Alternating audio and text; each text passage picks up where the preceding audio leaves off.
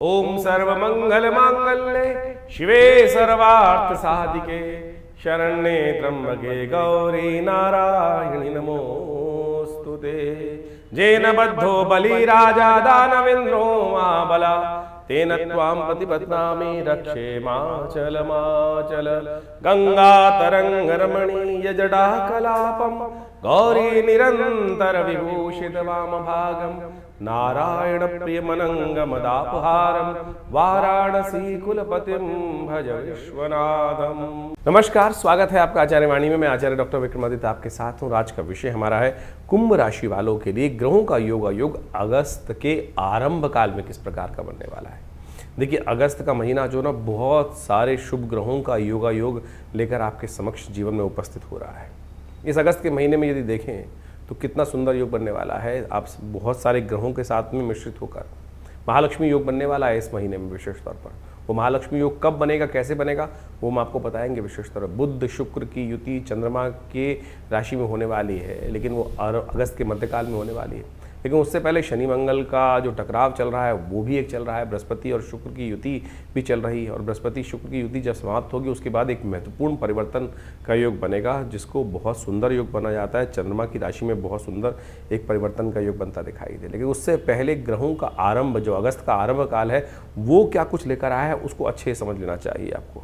क्योंकि इस समय में विशेष तौर पर आपकी राशि के दृष्टिकोण से, कुंभ राशि के दृष्टिकोण से देखा जाए तो शनि महाराज आपकी राशि में इस वक्त 7.5 के अंतिम दौर में चल रहे हैं और वक्र स्थिति में है। और ये वक्री महाराज शनि जो हैं वो कई चीज़ों को आप बहुत ताकत में हैं, काफ़ी ज़्यादा ताकत में चल रहे हैं। और जब ग्रह ताकत में बहुत ज़्यादा हो और पूरी स्पीड में चल रहा हो, वक्र गति में चल रहा हो, तो ऐसे में क्या होता है कि कई बार हमारी गति जो है वो हमारे को कंट्रोल में नहीं आती। और 7.5 का दौर चल ही रहा है, तो ऐसे में बहुत सावधानी के साथ आपको जीवन में आगे बढ़ने की ज़रूरत है। पग पग पर राहु महाराज आपकी राशि में ही चल रहे हैं इस वक्त, और राहु थोड़ा भ्रमात्मक ग्रह है। भ्रम से बचते हुए कार्य करने का आपको विशेष प्रयास करना चाहिए। कहीं भी स्थिति में भ्रमात्मक जो 7.5 का पीरियड है, अंधकारमय पीरियड बोला जाता है। तो ऐसे में बड़ी सावधानी के साथ समझते हुए चीज़ों को करें। कब क्या आपके साथ होने वाला है वो हम आपको सिलसिलेवार तरीके से बताते हैं। सबसे पहले बात कर लेते हैं 1 अगस्त की, शुक्रवार का अवसर। सावन का महीना चल ही रहा है और अष्टमी तिथि विद्यमान है। दुर्गा अष्टमी का सुंदर योग है, और इस अष्टमी के दिन मनोरथ सिद्ध करने के बहुत अद्भुत योग बनते हैं। और आपकी राशि के दृष्टिकोण से देखें तो इस वक्त ग्रहों का योग आपकी राशि के दृष्टिकोण से बड़ा सुंदर लाभ का योग बनाता दिखाई दे रहा है। क्यों? क्योंकि बृहस्पति की पूर्ण दृष्टि चंद्रमा पर पड़ रही है। चंद्रमा आपके भाग्य से रास्ता दे रहे हैं, सरल आप होते दिखाई दे रहे हैं। लेकिन ध्यान रखना, कुछ बदमाश लोग हैं जो लगातार आपके जीवन में कुछ ना कुछ विघ्न, कुछ ना कुछ पंगा लगाने के योग बना सकते हैं। और अकेले आप ऐसे में ध्यान रखिएगा, थोड़े से गुस्से हो सकते हैं, रुष्ट हो सकते हैं, धोखा मिलने के योग भी साथ बनते दिखाई दे रहे हैं। एक काम करें, भगवती दुर्गा को इस दिन विशेष तौर पर एक खास उपाय शास्त्र में वर्णित है कि भगवती दुर्गा के निमित्त लाल वस्त्र उन्हें अर्पित करें, शिव के साथ उनकी उपासना करें, तो बहुत अच्छे तरीके से आपके कष्टों का निवारण योग बन जाता है। तो आप समझें, गजकेसरी योग कहीं ना कहीं लाभ देने की योग बना रहा है। लेकिन बुद्धि को स्थिर रखें। हो सके तो कष्टों को दूर करने के लिए आप भगवती दुर्गा और शिव की उपासना एक साथ करने का प्रयास करें। अभिषेक कर सकें तो बहुत अच्छा रहेगा। इस दिन भद्रा रहेगी, ध्यान रखिएगा। करीब करीब शाम को 6:10 तक दिल्ली के पंचांग के अनुसार से तो नए कार्यों में हाथ डालने से बचना चाहिए। वहीं 2 तारीख की बात करें तो शनिवार का अवसर, और साथ साथ उस दिन अष्टमी तिथि थोड़ी देर के लिए विद्यमान है। उसके बाद नवमी का योग बन जाएगा।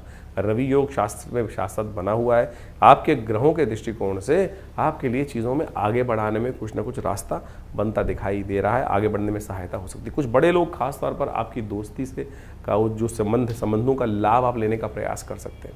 लेकिन इन दिनों संकोच का भाव आपके मन में चल रहा है थोड़ा थोड़ा, कि क्यों जाऊं किसी के पास, कैसे जाऊं। ये जो एरोगेंसी है ना, ये आपको खास तौर पर कई मामलों में बातचीत करने में, अरे दोस्ती है तो दोस्ती को यूटिलाइज करो, नहीं तो दोस्ती किस बात की। संबंध है तो संबंध को यूटिलाइज करने का प्रयास। कई लोग क्या होता है, अपने संबंधों को अपनी जेब में उठा के रखना चाहते हैं, कभी यूज़ करेंगे। अरे कभी तो कब आना है, ये ज़िंदगी 2 पल की है। इसलिए वो समय, आज की जो समस्या है उसको ठीक करने का रास्ता दो। भगवान की कृपा से रास्ता बनने के योग बहुत जल्दी तरीके से आपकी किस्मत में साथ देने को तैयार बैठे। शनि को मनाओ, शनि को मनाओ। खासतौर पर ध्यान रखने की ज़रूरत है, शनि इन दिनों बिगड़े हुए हैं। और ऐसे में शनि को मनाने के लिए थोड़ा पीपल के पास जाकर एक थोड़ा सा दिया प्रज्वलित कर दीजिए। ओम पिप्पलादाय नमः इस मंत्र का जप कर लीजिए। हनुमान चालीसा का पाठ भी कर लेंगे तो अच्छा रहेगा। 3 तारीख रविवार का अवसर, नौमी तिथि विद्यमान है, और इस दिन चंद्रमा होने जा रहे हैं नीच के। विजय के योग तो बना रहे हैं, लाभ के योग दे रहे हैं, लेकिन मन में कहीं ना कहीं दुविधाएं उत्पन्न करते दिखाई दे रहे हैं। दुविधा को त्यागो। इन दिनों दुविधा जो है ना वो कहीं नहीं, बृहस्पति और शुक्र की युति एक साथ चल रही है, वो दुविधा वैसे ही इकट्ठी कर रखी है और मन वैसे ही इन दिनों कमजोर स्थिति में। लेकिन आपकी राशि के दृष्टिकोण से ग्रह ऐसे बन रहे हैं कि आपको रास्ता बनेगा, सफलता का रास्ता खुलेगा। तो इसलिए मन में विश्वास जगाने की ज़रूरत है। सबसे पहले ये काम करने के प्रयास करें। देखिए, नौमी तिथि है, खासतौर पे इस समय में ध्यान रखते हुए कार्य करें। भगवती के निमित्त आप विशेष तौर पर कोशिश ये करें, उनको नैवेद्य अर्पित करने का प्रयास करें। खीर बना के भगवती को उसका भोग लगाएं और हो सके तो अपने पितरों के निमित्त गायत्री का स्तवन अवश्य करें। भगवती का ध्यान करते हुए, गायत्री का ध्यान करते हुए, हमने विवेकानंद योगाश्रम में रविवार के इस यज्ञ में विशेष तौर पर पितरों के निमित्त गायत्री यज्ञ का सुंदर कार्यक्रम किया है। सावन के महीने में हमें अवश्य पितरों के निमित्त कुछ कार्य अवश्य करते रहना चाहिए, वो कल्याणकारी योग बनाता है। और रविवार को तो विवेकानंद योगाश्रम में सामूहिक यज्ञ की सुंदर व्यवस्था रहती है दिल्ली के अंदर। आप भी स्वयं सुबह 8 बजे से लेकर करीब करीब 10 साढ़े 10 बजे तक उस कार्यक्रम में सम्मिलित हो सकते हैं। 4 तारीख सोमवार का अवसर रहेगा और सावन का चतुर्थ सोमवार का सुंदर योग बन गया है। समस्त मनोरथों को सिद्ध करने वाला योग। दशमी और एकादशी का सुंदर योग बन रहा है। करीब करीब दोपहर के 11:15 बजे तक दशमी है, उसके बाद दिल्ली के पंचांग के अनुसार से एकादशी का योग बन जाएगा। और ये एकादशी का योग संपूर्ण रूप से इस बार दोबारा बन रहा है। 2 बार एकादशी का योग सोमवार के दिन बना है सावन में। श्री हरि विष्णु और भगवान महादेव का, दोनों का, हरि और हर दोनों का स्तवन करने का सुंदर योग है। और यही इस सावन के महीने का महत्व है। दोनों संपूर्ण लोक से त्रिदेव जो है संपूर्ण व्यवस्थाओं को बनाने के लिए एक साथ मिलकर संसार की उन्नति के लिए कार्य करते हैं। तो हम अवश्य इसका कार्य करें। ग्रह योग आपकी राशि के दृष्टिकोण से आपको आगे बढ़ाने के योग बनाते दिखाई दे रहे हैं। आप आगे बढ़ते हुए दिखाई दे रहे हैं, लेकिन ध्यान रखिएगा इस वक्त थोड़ा मन जो है वो कहीं ना कहीं दुविधाओं में फंसता दिखाई दे रहा है। मन को प्रशस्त कीजिए। दूध के द्वारा भगवान शंकर का अभिषेक करना सबसे श्रेष्ठ योग आपके लिए बनाता दिखाई दे रहा है। विवेकानंद योगाश्रम में इस दिन सोमवार के दिन पर विशेष कार्यक्रम रखा गया है, आप उसमें सम्मिलित हो सकते हैं। सोमवार का जो सावन का चौथा सोमवार है, उस दिन तीनों सोमवारों में बड़ा भव्य रुद्राभिषेक रहा। आप भी स्वयं, बहुत सारे लोगों ने अपने नाम से उस यज्ञ में सुंदर व्यवस्था बनाई, सुंदर भगवान का सुंदर अभिषेक में भाग लिया। आप भी उसमें अपने नाम को कराकर भगवान के अष्टाध्यायी का जो पाठ है उसका श्रवण कर सकते हैं। हमारे फेसबुक पे जाकर उसको हर रोज़ देख भी सकते हैं और सोमवार के इस बड़े कार्यक्रम में आप सम्मिलित हों, भगवान का स्तवन करें। जहाँ भी बैठे हैं वहीं बैठकर ओम नमः शिवाय का स्तवन भी कर सकते हैं। तो बड़ा कल्याणकारी योग अवसर रहेगा। 5 तारीख मंगलवार का अवसर। एकादशी तिथि इस दिन विद्यमान है। पवित्र एकादशी का योग है। पाप नाशनी एकादशी भी इसको बोला जाता है। पुत्रदा एकादशी भी इसको बोला जाता है। समस्त प्रकार के मनोरथों को सिद्ध करने वाली ये एकादशी मानी जाती है। भगवान विष्णु शेष शैया में विश्राम कर रहे होते हैं और विश्राम में भी समस्त भक्तों के साथ रहते हैं। देखिए क्या होता है कि व्यक्ति, एक बार हम जरा इसको फीचराइज करने, इसको देखने का प्रयास करेंगे तो जब भगवान विश्राम में होते हैं तो सबके साथ बहुत बढ़िया तरीके से निर्वाह कर रहे होते हैं। भक्त उनकी जब आराधना करते हैं तो बहुत समस्त मनोरथों को सिद्ध करने के सुंदर योग बनाते हैं। तो ऐसे में अवश्य हमको इस सुंदर एकादशी के दिन भगवान का व्रत करना चाहिए, उनका स्तवन करना चाहिए, ओम नमो नारायण इस मंत्र का पाठ करना चाहिए, उनका षोडशोपचार पूजन करना चाहिए। और ग्रह नक्षत्रों के दृष्टिकोण से, आपकी राशि के दृष्टिकोण से देखें तो बहुत बढ़िया योग बनकर तैयार है। सुबह 11 बजे के आसपास करीब करीब चंद्रमा परिवर्तन करने का योग बनाएंगे और ये आपकी राशि के दृष्टिकोण से कहीं ना कहीं विजय का योग बनाते दिखाई दे रहे हैं, लाभ का योग बनाते दिखाई दे रहे हैं। आने वाले 2-3 दिन आपके लिए बहुत अच्छे दिखाई दे रहे हैं। सही दिशा में यदि आपने काम किया तो लाभ के रास्ते आपको खुलते दिखाई देंगे, आगे बढ़ने के रास्ते खुल सकते हैं। 6 तारीख का दिन बुधवार का दिन है और उस दिन द्वादशी तिथि विद्यमान है। बुध प्रदोष का योग बन रहा है, लेकिन ध्यान रखिएगा इस दिन करीब करीब 5, 6 और 7 इन 3 दिनों में जो योग है उसके साथ गंडमूल नक्षत्र भी रहने वाला है। तो उन दिनों विशेष तौर पर ज्येष्ठ और मूल नक्षत्र के योग हैं। तो इन दिनों में, इन नक्षत्रों में जो जातक जन्म लेते हैं उनकी मूल शांति उनके माता पिता को अवश्य करानी चाहिए। कई बार देखा गया है कि जब मूल शांति सही समय पर नहीं होती है तो कई बार जीवन में कष्ट का योग बना रहता है। और ग्रहों का योगायोग यदि पूर्ण शुभ लाभ भी देने के योग बना रहा है तब भी मूल शांति ना होने के कारण से इस प्रकार के व्यक्ति के जीवन में कष्ट उसको भोगने पड़ते हैं। तो इस बात का ध्यान सैद्धांतिक तौर पे अवश्य रखना चाहिए। अब ग्रहों का खेल क्या है? गजकेसरी योग बना हुआ है। आपकी राशि के दृष्टिकोण से ये बता रहा है कि आपके विशेष तौर पर जो लाभ के योग है वो अच्छे बनते दिखाई दे रहे। बुद्धि के द्वारा आपके ग्रह कहीं ना कहीं आपके जीवन में कई प्रकार के लाभ देने के रास्ते दे सकते हैं। तो इसलिए बुद्धि का पूर्ण उपयोग करते हुए कार्य करने का हमको प्रयास करना चाहिए, वो हमारे लिए बड़ा अच्छा रहेगा। बस दुविधा से बचें तो आप बहुत बढ़िया से चीज़ों को अपनी तरफ पॉजिटिव रूप में ले जा सकते हैं। इस दिन बिल्वपत्र अवश्य भगवान शंकर पर अर्पित करें। शाम के समय प्रदोष के समय पर बुध प्रदोष का योग बन गया है, त्रयोदशी होने के कारण से योग बन रहा है, बड़ा सुंदर योग बन रहा है। 7 तारीख का ग्रहों का योग समझें तो वो आपकी राशि के दृष्टिकोण से क्या कह रहा है। बृहस्पतिवार का दिन त्रयोदशी तिथि, उदया तिथि, उसके बाद चतुर्दशी का आगमन हो जाएगा। ऐसे में रवि योग भी बनेगा जो दोपहर को करीब 2 बजे के बाद से रहेगा। तो नए कार्य आरंभ करने के लिए मुहूर्त अच्छा दिखाई दे रहा है और पूरा दिन कहीं ना कहीं कई ग्रहों के दृष्टिकोण से अच्छा लाभ का बनता दिखाई दे रहा है। लेकिन एक बात ध्यान रखना, कोई जो फक्कड़ किस्म के लोग होते हैं जिनका कोई ठौर नहीं ठिकाना नहीं, उनसे बचते हुए कार्य करने की ज़रूरत है। वो कहीं ना कहीं आपको नुकसान दे सकते हैं, तो ऐसे लोगों से बचते हुए कार्य करेंगे तो अच्छा रहेगा। पीली चीज़ों का दान करना आपकी राशि के दृष्टिकोण से अच्छा दिखाई देता है। 8 तारीख शुक्रवार का अवसर, चतुर्दशी तिथि और इस दिन सत्यव्रत। बहुत सारे लोग इस बात को पूछते रहते हैं कि सत्यव्रत कब किया जाए। तो इस दिन जो 8 तारीख का योग है उस दिन सत्यव्रत का जो योग बन रहा है, राखी अगले दिन रहेगी। और साथ साथ हयग्रीव जयंती, भगवान का जो एक हयग्रीव अवतार हुआ वो भी उनके रूप में इसी दिन उनका पूजन करने का शास्त्र में अद्भुत नियम बताया है। ग्रह नक्षत्रों के दृष्टिकोण से समय थोड़ा हल्का दिखाई देता है। अननेसेसरी के बेकार चक्करों में थोड़ा पैसे खर्च होने के, स्वास्थ्य में एंजाइटी, मनोमस्तिष्क थोड़ा सा नेगेटिव दिखाई देता है। तो उसके लिए थोड़ा अच्छा रहेगा कि चावल का दान करें। हो सके तो गौशाला में जाकर हरे चारे का दान करना भी आपके लिए अच्छा रहेगा, श्रेष्ठयुक्त रहेगा। तो इसका अवश्य कार्य करने का आपको प्रयास करना चाहिए। 9 तारीख के दिन यदि हम बात करें, शनिवार का अवसर है, पूर्णिमा तिथि है और इस दिन श्रावणी राखी का सुंदर पर्व है। राखी भारतीय संस्कृति में एक अद्भुत त्यौहार है। ये केवल भाई बहन का आज जो संबंध जोड़ने का प्रयास के इस संबंध में हमको अच्छे समझना चाहिए कि राखी का योग है क्या। इस दिन बुध ग्रह भी उदय होने जा रहे हैं। बुध ग्रह उदय स्थिति में है और वो विशेष तौर पर कर्क राशि में उदय हो जाएंगे। अपना पूर्ण प्रभाव सूर्य के साथ चलते हुए बुध आदित्य योग बड़ा सुंदर आपकी राशि के दृष्टिकोण से यदि देखा जाए तो अच्छा लाभ देने के योग बना रहा है। लेकिन ध्यान रखना, शारीरिक तौर पर थोड़े सा स्वास्थ्य के संबंध में इन दिनों ग्रह थोड़े हल्के चल रहे हैं। तो आपको बुध का उपाय लगातार करना चाहिए। गौशाला में जाकर थोड़ा नमक इत्यादि का दान करना चाहिए। राखी का महत्व जो अद्भुत है उसको भी आप समझ लें। भारतीय संस्कृति में रक्षाबंधन का अद्भुत वर्णन शास्त्रों में बड़ा प्राचीन काल से मिलता है। आज कुछ भ्रांति संसार में उपस्थित कर दी जाती है।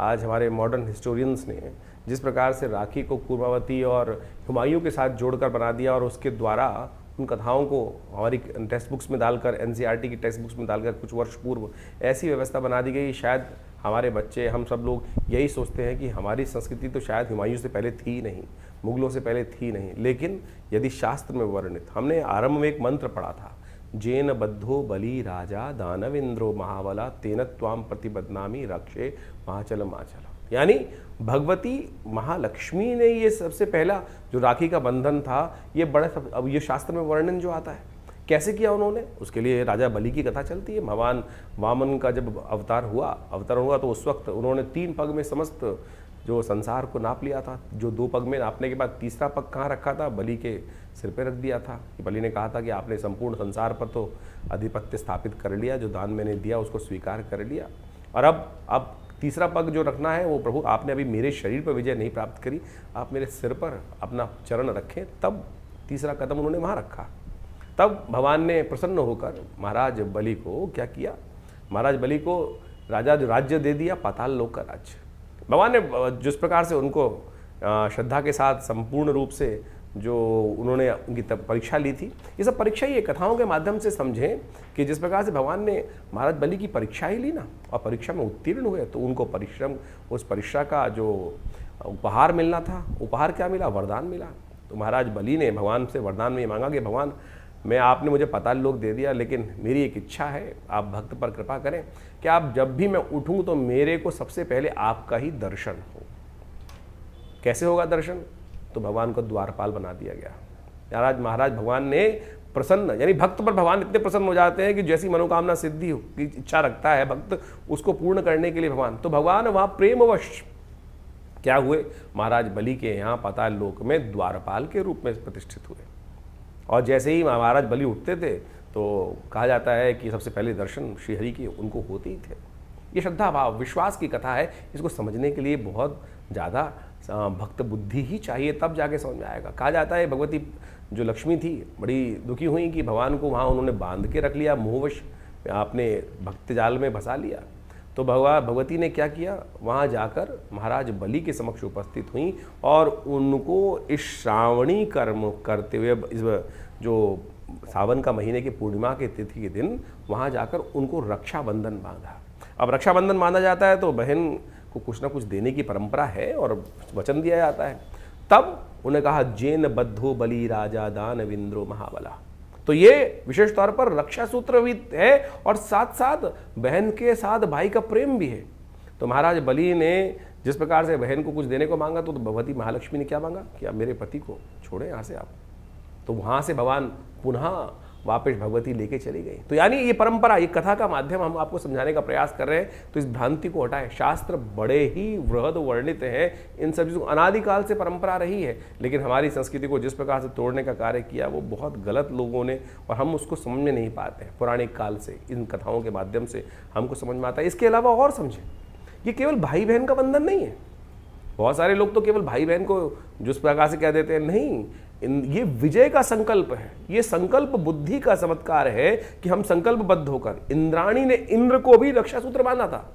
जेन बद्धो बलिराज दानवेंद्र महावत्यनो, जो इंद्र ने विशेष तौर पर, इंद्र जब युद्ध में लगातार हार रहे थे तो इंद्राणी ने संकल्प कर कर, यज्ञ कर कर एक रक्षा सूत्र इंद्र के हाथ में बांधा कि ये मेरा संकल्प है, ये मेरी सतीत्व का संकल्प है कि इसको बांध के जाओ, इस रक्षा सूत्र को। ये राखी जो है वो रक्षा सूत्र है। ये ब्राह्मण अपने शिष्यों को बांधते हैं, गुरु अपने शिष्यों को बांधते हैं। तो इसके द्वारा जो आप पूजा कर्म इत्यादि करते हैं तो उसमें सबसे पहले कर्म के आरंभ करने से पहले वो हाथ में जो रक्षा सूत्र बांधा जाता है वही तो वास्तविक तौर पर राखी है। आज हमको इन शास्त्रों को समझना चाहिए और ये चमत्कारी काम करता है। ये आपका संकल्प है, इसको मंत्र से सिद्ध कर कर ही धारण करने का प्रयास करना चाहिए।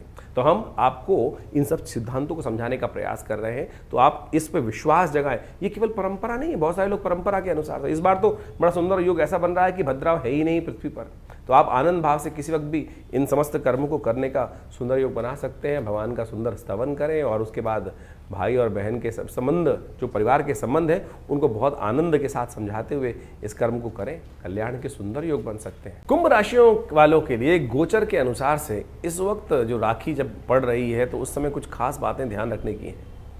देखिए, आपके लिए बहुत सारे राखी का त्यौहार अपने आप में ऐसा होता है कि बहुत सारी चीज़ों को लेकर आता है। रंग, रक्षाबंधन के साथ साथ कपड़े, वस्त्र इत्यादि, मिठाई इत्यादि, गिफ्ट इत्यादि, बहुत कुछ महत्व संबंध रखता है। किस मुहूर्त में, तो मुहूर्त की तो चिंता करने की ज़रूरत है नहीं, क्योंकि इस बार भद्रा है नहीं। तो जब भी आप उसका उपयोग करें तो बहुत अच्छा रहेगा। प्रातःकाल का समय सबसे श्रेष्ठ माना जाता है। 12 बजे से पहले पहले का जो समय है सबसे श्रेष्ठ है। उसका उपयोग करते हुए आप इस राखी त्यौहार को मनाने का प्रयास करें, वो बढ़िया रहेगा। लेकिन इसके साथ साथ आपकी राशि में इस वक्त किस्मत जगाने के लिए बृहस्पति पूरी तरह से सपोर्ट कर रहे हैं।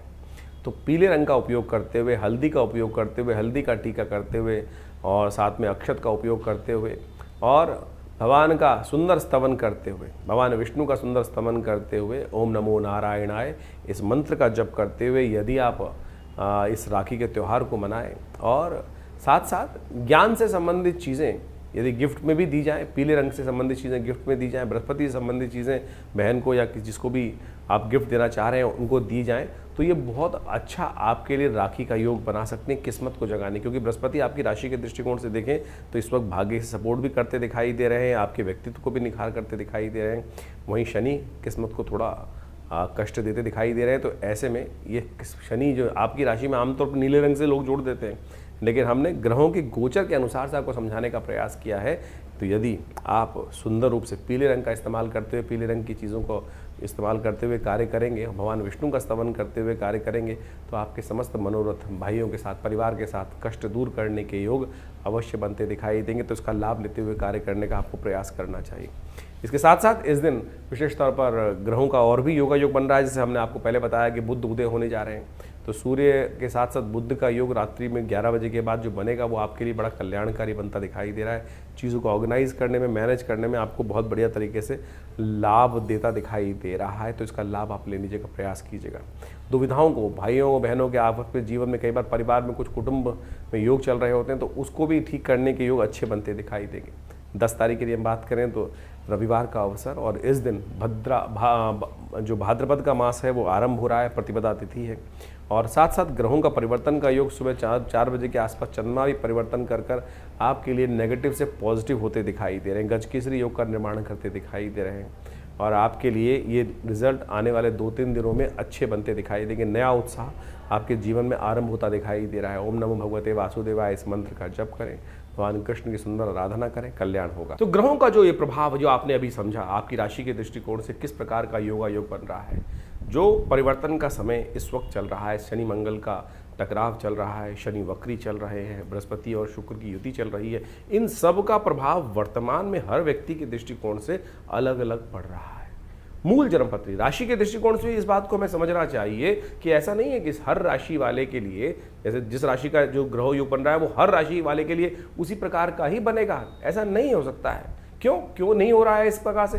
बहुत सारे बात लोग व्यंग्यात्मक तौर पे करते हैं कि 12 राशि के दृष्टिकोण से ये परिवर्तन का प्रभाव तो हर व्यक्ति के साथ ऐसे ही होगा। नहीं, आपकी मूल जन्मपत्री में ग्रहों की युति किस प्रकार से है, आप ये मान के चले कि किस प्रकार का योग बन रहा है। इसको ऐसे कैटेगराइज कर लीजिए कि एक स्पेसिफिक ब्लड ग्रुप का व्यक्ति है क्या, जब कोई बीमारी आ रही है मौसम के अनुसार परिवर्तित हो रही है कि सब लोग उसी के अनुसार से बीमार हो रहे हैं क्या? ऐसा नहीं होता है। तो आपकी मूल जन्मपत्री, आपकी मूल जो आप प्रकृति है वो किस प्रकार की है, उसका प्रभाव किस प्रकार से है, कौन इम्यून स्ट्रांग है, कौन इम्यून वीक है, तो उसका प्रभाव उस हिसाब से होता है। तो इसी प्रकार से ज्योतिष के दृष्टिकोण से इस बात को हमें समझना चाहिए कि परिवर्तन के योग बन रहे हैं।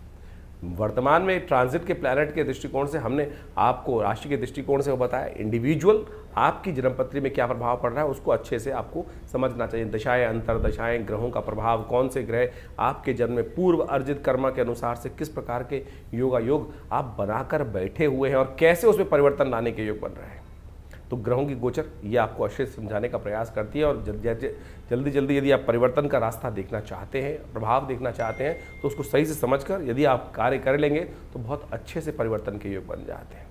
तो इस समय जो ग्रहों का योग चल रहा है उसका प्रभाव भी आपने समझ लिया है। हमने आपको भी बताया था कि शनि मंगल का जब टकराव चलता है आपस में तो मन में कहीं ना कहीं द्वेष उत्पन्न होता है। इसके लिए अलग से जो वीडियो बनाया था उसको जाके समझ लीजिएगा। तो जो 3-4 महीने का योग है वो अंतर्द्वंद से बचते हुए कार्य करने का प्रयास करना है। शनि मंगल का जब टकराव होता है तो क्या होता है, द्वंद्व उत्पन्न होता है। बृहस्पति शुक्र की युति जब चल रही होती है तो मानसिक तौर पर व्यवस्था ऐसी बनती है कि इधर जाऊं कि उधर जाऊं, द्वंद्वात्मक स्थिति मनोमस्तिष्क में विचारों की उत्पन्न होती है। एक रास्ता इधर से, एक रास्ता इधर से, उसमें कौन सा चुनना है उसके लिए हमें निष्कर्ष पे पहुंचना होता है, और ज्योतिष वही निष्कर्ष बताता है।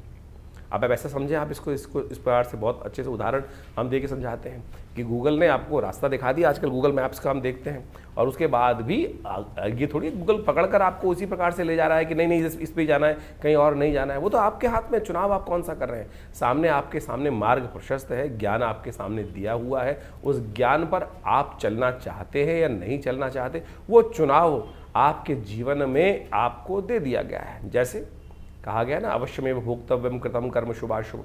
परमात्मा हम लोग के मन में आती है कि परमात्मा हमको गलत रास्ते पे जाने ही क्यों देता है। परमात्मा ने आपको जन्म देने के बाद, प्रकृति ने आपको जन्म देने के बाद खुली छूट दे दी, ज्ञान भी साथ साथ दे दिया। देख भाई, ये करेगा तो इसका प्रभाव ये होगा, और ये करेगा तो इसका प्रभाव ये होगा। ये शास्त्र से समझ में आता है, उदाहरणों से समझ में आता है। निष्कर्ष जो शास्त्र में कथाएं हैं, कथानक है, जो विभिन्न पुराण इत्यादि में कथानक है, उसके द्वारा हमें समझ में आता है कि ये करेंगे तो इसका नेगेटिव प्रभाव होगा, उसके अनुसार से हमारा भविष्य भी बदलेगा, और प्रारब्ध के दृष्टिकोण से जो हमारे जीवन में आगे बनकर आएगा उसका नेगेटिव इफेक्ट होगा।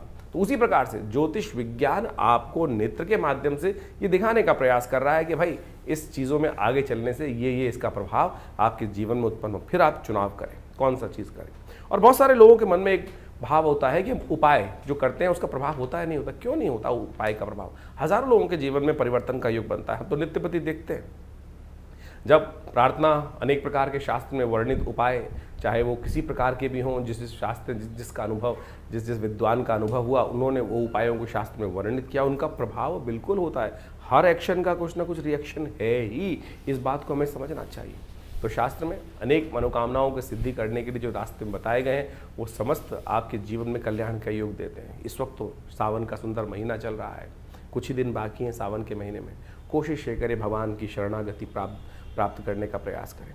देखिए 9 ग्रह आपके जीवन में बहुत सारे खेल खेलते हैं, बहुत सारे खेल आते हैं, अच्छे बुरे सब प्रकार के आते हैं, लेकिन भावी मेट सके त्रिपुरारी, ये भाव से हम ध्यान रखना चाहिए। तुलसी बाबा ने बड़े सुंदर रूप से लिखा है कि हमारे जीवन के जो कष्ट हैं वो कौन मिट सकते हैं? भगवान शंकर ही मिट सकते हैं। और भगवान शंकर का अनुग्रह, ये 10वां ग्रह है, इसका अनुसरण करने का प्रयास करो। 9 ग्रह तो जो खेल खेलेंगे खेलेंगे, ब्रह्मा मुरारी त्रिपुरा अंतरकारी भानु शशि भूमि सुतो बुधश्च, ये सब तो ग्रह चलते ही रहेंगे। लेकिन इसके बाद भी जो 10वां ग्रह है, प्रभु का अनुग्रह हम प्राप्त करने का प्रयास करें। शिवरात्रि से नवरात्रों में, विशेष तौर पर सावन के महीने में विशेष कार्यक्रम चलते हैं, हर क्षेत्र में चलते हैं, भारत के क्या पूरे विश्व में जहाँ जहाँ सनातन की पद्धति रही, वो जहाँ जिस प्रकार भी योग होते हैं, लोग भगवान की शरणागति प्राप्त करते हैं। और कथाओं के माध्यम से वो विश्वास जागना चाहिए कि एक लोटा जल भी भगवान शंकर को यदि अर्पित करेंगे तो बहुत सारे कष्टों से निवारण करने का ये विश्वास है हमारा, ये संस्कृति का विश्वास है। और ये अनुभव भी है कि भगवान समस्त कष्टों को हर लेते हैं। जैसे दूध अगर डालेंगे भगवान शंकर, पुष्टि के योग बनेंगे। भगवान के अपने मनोरथ सिद्ध करने के लिए अनेक अनेक प्रकार से अनेक अनेक विधान शास्त्र में उपस्थित किए गए हैं। तो इस वक्त रुद्राभिषेक का समय चल रहा है, कोशिशें करें अपनी श्रद्धा के अनुसार से भगवान को जल अर्पित करें, दूध से भगवान का अभिषेक करें, दही से भगवान का अभिषेक करें, घी से भगवान का अभिषेक करें, इच्छू रस गन्ने के रस से भगवान का अभिषेक करें। और बहुत सारे अनेक अनेक प्रकार के जो शास्त्र में वर्णन जो किया है जिन प्रकार की पद्धतियों को, उन सब चीज़ों को कर लेने से बहुत बढ़िया अद्भुत प्रकार के योग कर्म के द्वारा वो योग बना सकते हैं आप। तो इन सबको समझे। हमने विवेकानंद योगाश्रम में पूरे सावन के महीने में नित्य प्रति रुद्राभिषेक रखा, बहुत सारे लोगों ने उसमें भाग लिया। लोगों ने अपने मनोकामना सिद्धि के लिए अपने अपने अनुसार से उसमें समर्पण संपूर्ण साथ देकर उस कार्य को किया। कुछ दिन और शेष बाकी हैं। शुक्ल पक्ष का अंतिम समय चल रहा है, जिसमें बड़ी श्रद्धा के साथ बड़े उत्सव। कृष्ण पक्ष से ज़्यादा शुद्ध माना जाता है शुक्ल पक्ष, क्योंकि चंद्रमा गति को प्राप्त वृद्धि की तरफ जा रहे होते हैं। जो पूर्णिमा के दिन सुंदर योग बनता है, श्रावणी कर्म उपाकर्म, उसी दिन तो अमरनाथ में जल चढ़ता है। तो कोशिश ये करें श्रद्धा के साथ भगवान के इस सुंदर मास में संपूर्ण रूप से भगवान के प्रति समर्पण करने के लिए आप विवेकानंद योगाश्रम में आ सकते हैं। जो 2 सोमवारों का सुंदर योग रहेगा, तीसरा चौथा सोमवार, जो चौथा सोमवार का योग बन रहा है, उसमें अवश्य भगवान के श्री चरणों में उपस्थित होकर आश्रम में जो प्रतिष्ठित बड़े विशाल भगवान शंकर के श्री विग्रह, फेसबुक पर जाकर आप हमारे उस कार्यक्रम को डेली लाइव भी देख सकते हैं। जो हमारा फेसबुक है आचार्य वाणी आचार्य विक्रमादित्य, उसमें हम लाइव डेली उस पूजा को दिखाते हैं, कराते हैं। आप सब भी उस दिव्य रुद्राभिषेक कर्म में सम्मिलित हों। भगवान का सुंदर रुद्राष्टाध्यायी के द्वारा जो स्तवन चलता है और उनका पाठ चलता है, उनका जलात्मक दुग्धात्मक अनेक अनेक प्रकार से औषधियों से जो अभिषेक चलता है, उसमें सम्मिलित होकर भगवान के प्रति अपनी श्रद्धा के समन को अर्पित करें। और रविवार वाले कार्यक्रम में तो आप सब सदा आमंत्रित ही रहते हैं, उसमें आप आएँ। दिल्ली में ये विवेकानंद योगाश्रम जमनाबाद लक्ष्मी नगर क्षेत्र में स्थित है। और पूरा एड्रेस हमारे फ़ोन नंबर से संपर्क साध सकते हैं। हमारी जो वेबसाइट है आचार्यविक्रमादित्य.com, उस पर भी जाकर संपूर्ण जानकारी लेने का योग बना सकते हैं। धन्यवाद, नमस्कार।